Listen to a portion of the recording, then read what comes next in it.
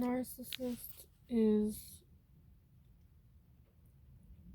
on a different planet. Knowing these things, knowing what I know now about how narcissists think, makes me wonder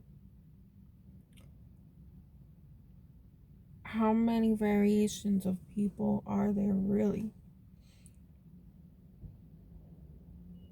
And it makes me worried about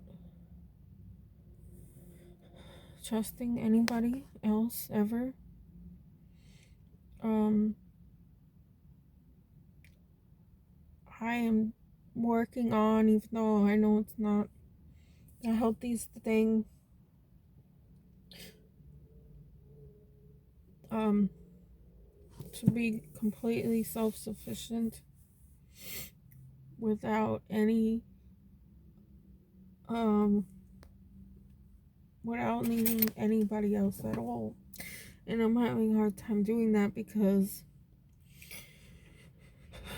as humans, we kind of evolved to be integrated with other humans. So this is not something that I have an easy time doing, but I just see myself just like subconsciously trying to um do everything on my own, and with as little help as possible. And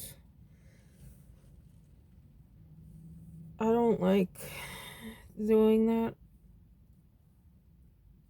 It's proven to be a very difficult task on me. It's very stressful and burdensome on me to carry everything alone. But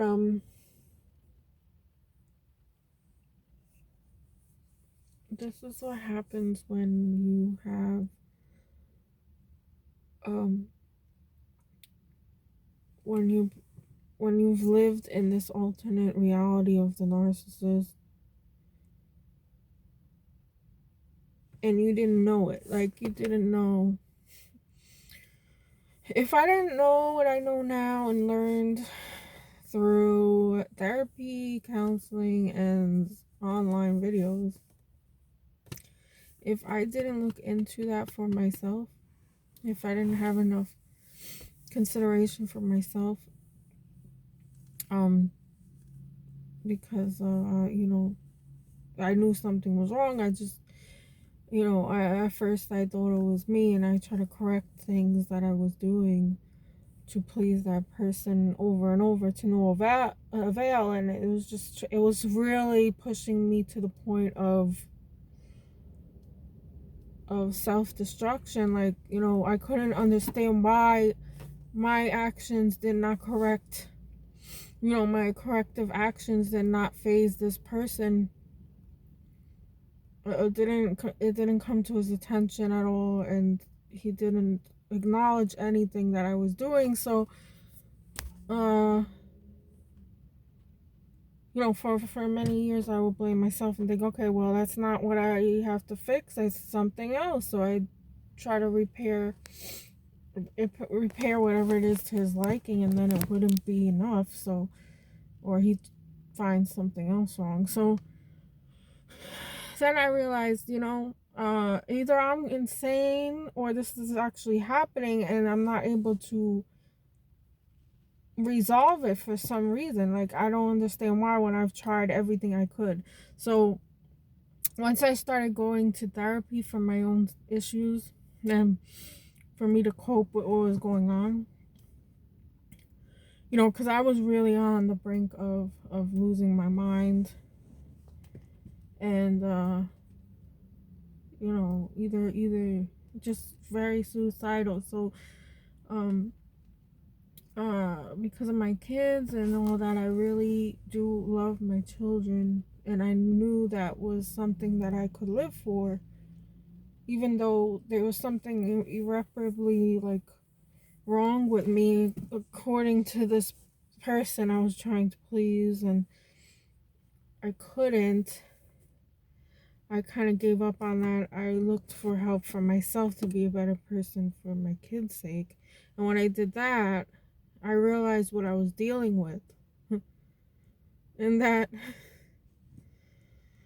everyone, we all don't think alike or similarly at all. And for some reason, I thought maybe this person thought a lot like what I think, because in the beginning of the relationship, they would mirror you, right?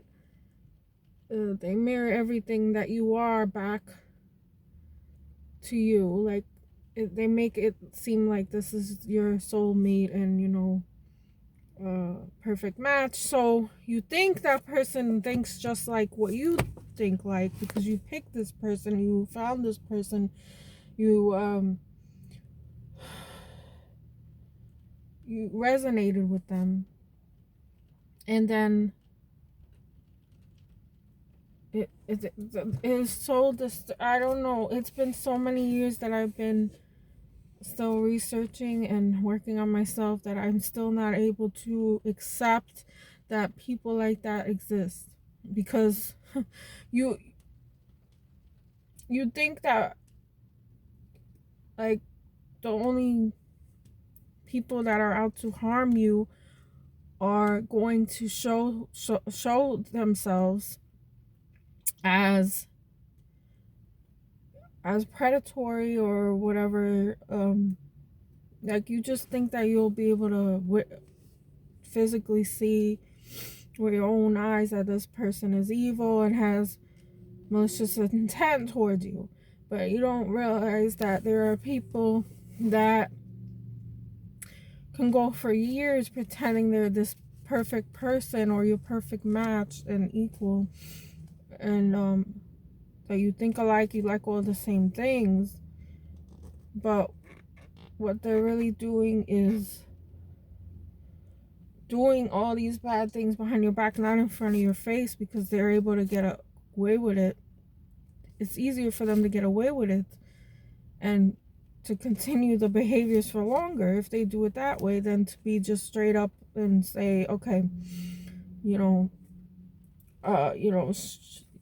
just be open and say, I'm not interested in you, or I don't know, maybe conditioning from TV or movies kind of got us thinking that people, like, you should accept people at face value, but that's not the case. So, like, by their looks or by their behaviors, you could you could you can like you can weed out the people that mean you harm from the ones that are good. And that's not the case with my discovery of what I was really dealing with for so many years.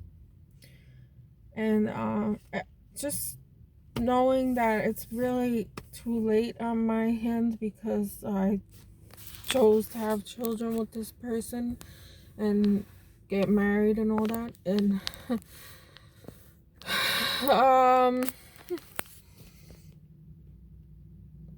I met this person when I was very young, and I've grown and matured since then. But I noticed that this person would pretend and say all these things that he didn't mean. Like, he would be on the same page and kind of feign this maturity that he developed through the years. But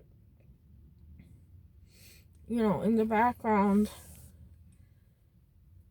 and when he would get enraged and angry, it would come out that he is still the same age that I met him, or probably younger, in the mind. Like, very immature way of thinking and doing things, and just causing all kinds of problems with bills and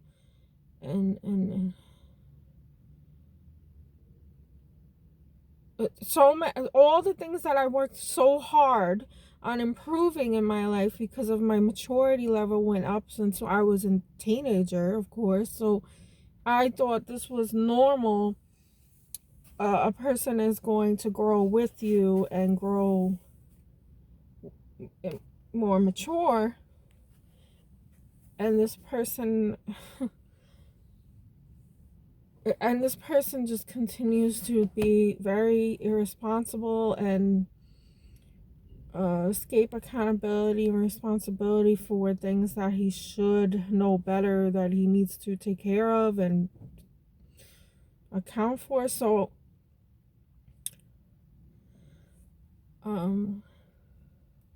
but somehow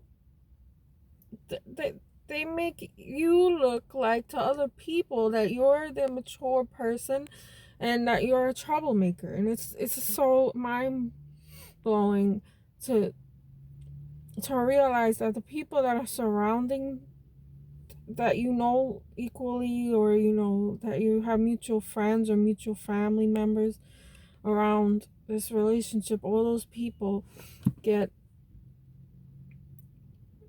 convinced that you are the one with the problem. But yet I know now, I know better that I'm not the problem, because I've gone through therapy and I've learned extensive knowledge on personality disorders and psychology, and it's a big uh, passion of mine because of my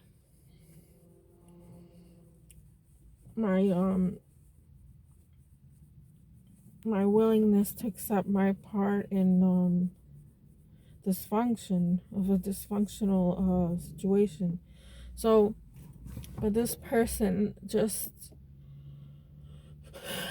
I don't know how to end this, because even though we are divorced, it's not ending. It's not over. Like, it's just this person keeps coming after me behind my back to do things that are just so uncalled for and abnormal for a person of that age. So you think, oh no. See, the way that I think, I want to project onto him that he thinks that way as well. So that's not the case, and I have to keep reminding myself that this person does not think like I do and is on a whole different planet or whatever, for all anyone else could see, because this person does not live in the same reality. And I learned that this is true. I'm not crazy, and this is actually a full-blown malignant narcissist that I'm dealing with. It's very dangerous, because for some reason his actions are always justified, because anything that happens that's negative that he caused will just be completely rearranged in his mind to be something that I did and I caused, and then he's justified for hurting me or putting me in situations that he continuously puts me in as a very malicious way. So I just want to warn people that once these signs, please read up on narcissism and be able to discern a person's character as soon as you meet them and you get close to them. You got to make sure you can